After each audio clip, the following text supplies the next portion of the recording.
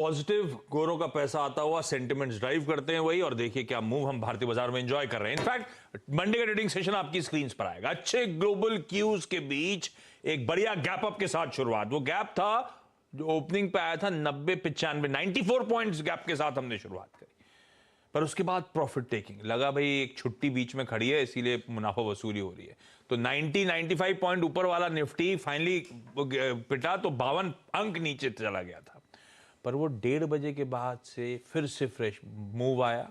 85 point ऊपर 18,200 के ऊपर का हमने क्लोज दिया। और ये जो टेम्पलेट हम लोग मंडे को भी डिस्कस कर रहे थे, आखिरी में जाते जाते इतना कन्विक्शन ब्यूटीफुली वैसे ही प्ले आउट हुआ। और आज एक तगड़ा गैप अप लेकिन हम तैयारी कर रहे हैं 100-150 पॉइंट जो भी।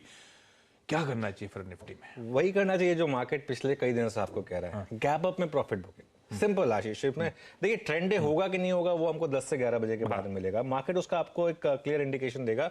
और आज तो आपके पास एक बहुत सही मौका है प्रॉफिट बुक करने का। और रीजन भी है। रीजन क्यों है? क्योंकि अब हम निफ्टी पर 52 वीक हाई और ऑल टाइम हाई दोनों के काफी करीब खड़े हैं। 52 week high 18,351, all time high है 18,604। देखिए नो इफ्स नो बट्स, 18,350 पर अगर आप खुलें, simple logic, book profit. Profit book करिए, साइड पर हो जाइए। उसके बाद भी मार्केट अगर ऊपर जाता है ठीक है, वो लास्ट के 100-150 पॉइंट किसी और को एंजॉय करने दीजिए। आपको मार्केट वापस एक मौका देगा नीचे आने का। या तो आप पोजिशनल लॉन्ग है जिसको अब फर्क नहीं पड़ता, जो अब उसमें लेके बैठा है कि मुझे तो मार्केट में एक, या जैसे आप एक ऐसे प्लेयर होते हैं जो ईटीएफ में इन्वेस्ट करते हैं नॉर्मली, कि निफ्टी ईटीएफ या बैंक निफ्टी ईटीएफ में इन्वेस्ट करते हैं। जैसे मैं पर्सनली इन्वेस्ट करता हूँ निफ्टी बैंक निफ्टी ईटीएफ में, वो अलग लेवल है। लेकिन अगर आप एक ट्रेडर हैं तो 18,350, 18,351 अच्छा लेवल है। और अगर आपको दोपहर में गिरावट मिलती है, और नॉर्मली गिरावट आती है, आप यूएस के आउटकम भी आएंगे, थोड़ा हो सकता है इंट्राडे में फ्यूचर्स इधर उधर हो जाएं, डाउ फ्यूचर्स अभी भी थोड़ा सा नीचे हैं, तो फिर वापस आपको मार्केट मौका देगा। 2:30 बजे के करीब अगर आपको मौका मिले, जोन क्या होगा आशीष बाय करने का आज का? 18,250। देखिए इस मार्केट में एक चीज़ इंटरेस्टिंगली हो रही है, गैप अप होता है तो आपको आपका बाय जोन कहाँ होता है, आपको ये डिसाइड करना है कि गैप अप में बाय जोन कहाँ है। गैप अप में बाय जोन होता है पिछले दिन का हाई।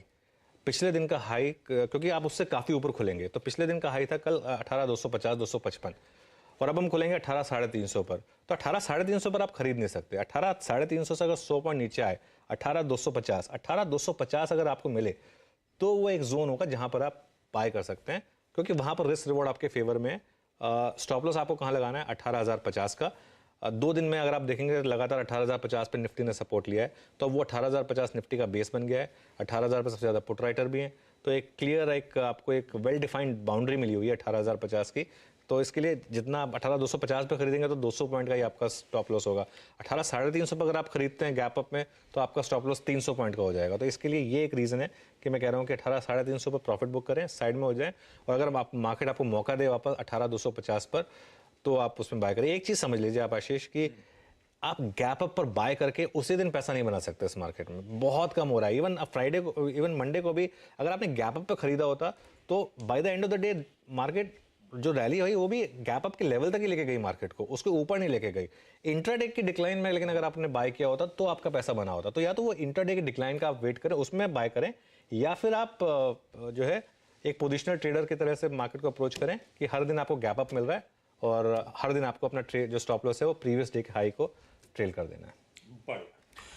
तो 350 के आसपास के या ऊपर